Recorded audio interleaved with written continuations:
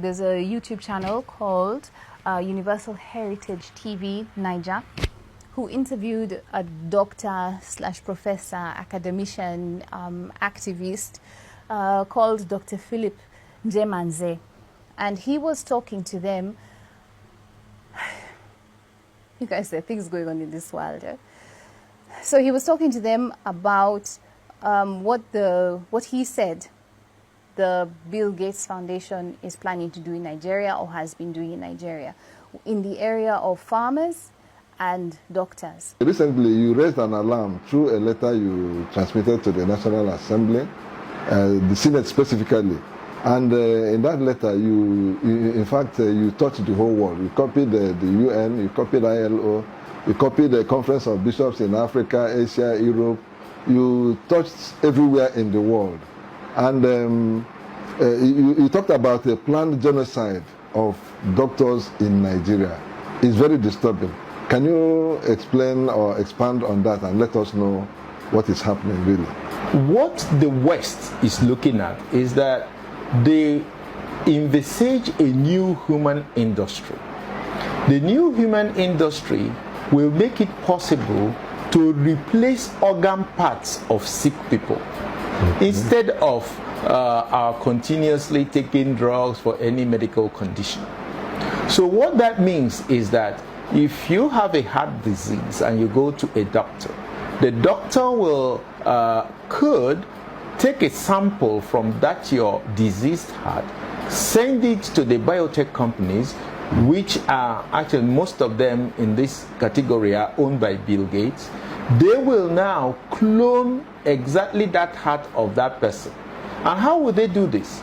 They will take the cell the doctor sent them and remove the nuclear material, that's the nucleus that has all the genetic information. Now, they will get the egg of a woman, or eggs of women, because they will need several eggs for this. They will remove the nucleus on that egg and then transfer the nucleus from that disease heart into that egg. So that's what we call somatic cell nuclear transfer.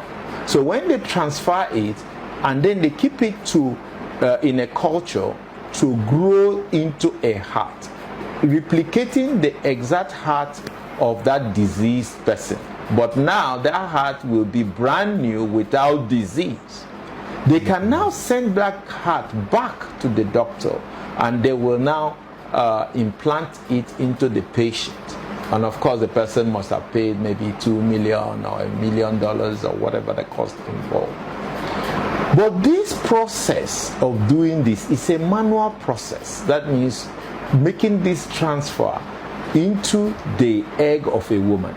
So the eggs of women could be taken in hundreds just to do one procedure.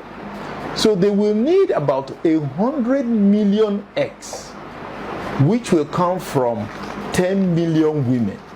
So when they looked at the map of the world and saw where on earth can we get up to 10 million women to donate egg? Okay. The planned genocide is restricted to Nigeria.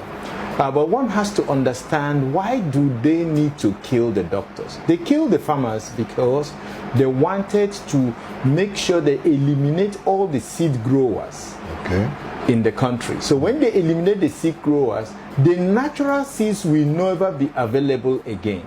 And how they did that was very simple. What they did was that they just gave 14 million cell phones to all Nigerian farmers, so they could track those people who were being paid for seeds.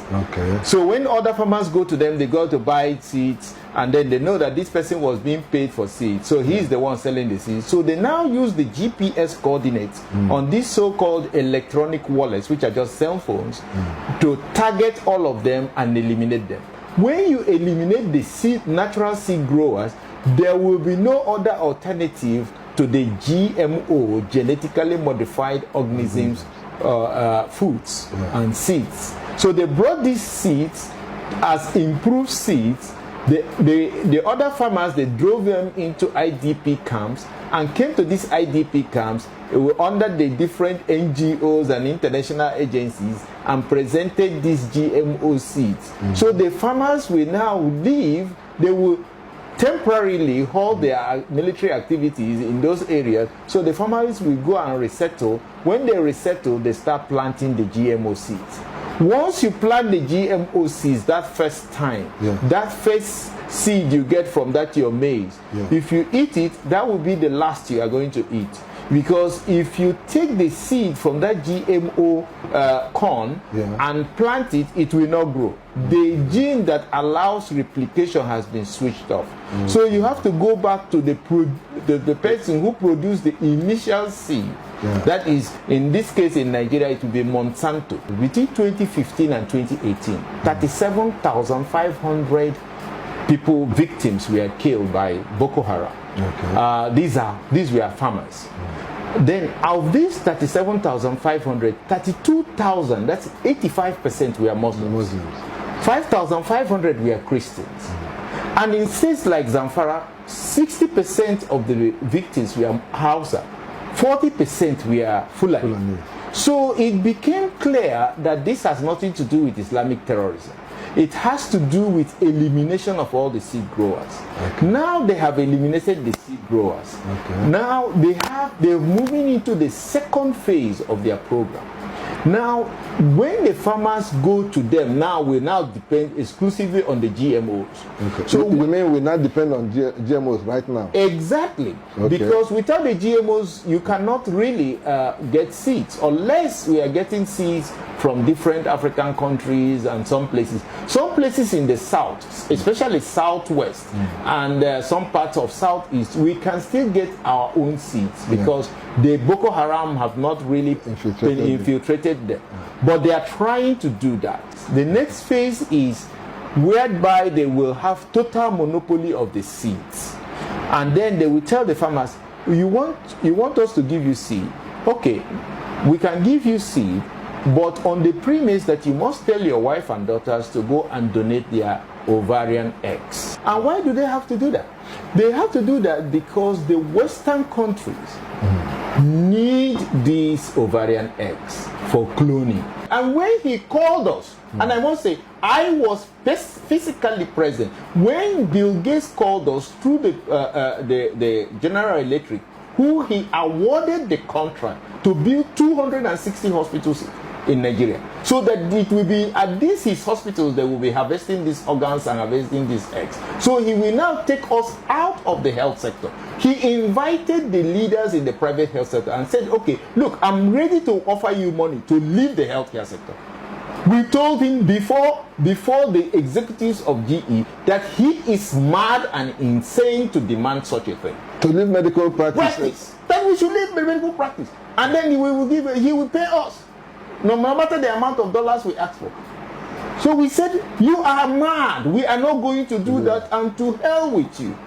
Is that really? We told him off before the executives of, I was personally present. The lab people, the president and secretaries of the lab, National Organization of the Laboratory Scientists was there. The president and secretary of the community pharmacists was there. And we told him to his face, to his presence, because they were talking on, it was a telecom conference, and then the executives of General Electric were there at their headquarters in Abuja. So we told him off that you cannot do that, even with all your money and all your thing, it's not going to be possible. Now, since we rejected that offer, he has moved to his second option. Eliminate, kill all these doctors, and then take over the health care. And he told us they have already taken off the whole government hospitals. They bought the federal medical centers, they bought the university teaching hospitals.